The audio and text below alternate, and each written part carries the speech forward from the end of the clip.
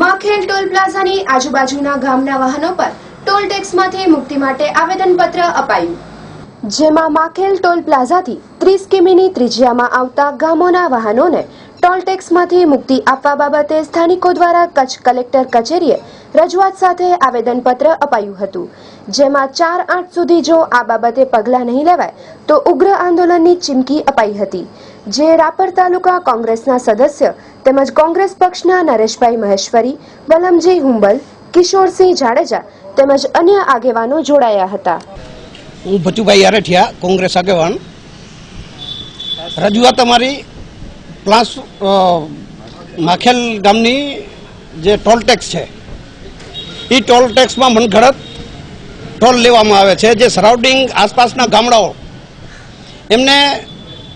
જે ટોલ ટેક્સની મુક્તિ આપવી જોઈએ એ છેલ્લા 2 મહિનાથી 1/6 થી ટોલ ટેક્સની મુક્તિ બંધ કરી નાખી છે, જે મનઘડત રીતે ખોટા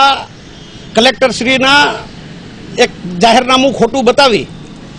અને આ બંધ કરી નાખી છે। તો અમારી રજૂઆત એ કે આ જે ટોલ ટેક્સ છે એ સરાઉન્ડિંગ આસપાસના ગામડાઓને જે 10-15 કિલોમીટર ચાલતા હોય એને ટોલ ટેક્સ માફી આપવી જોઈએ।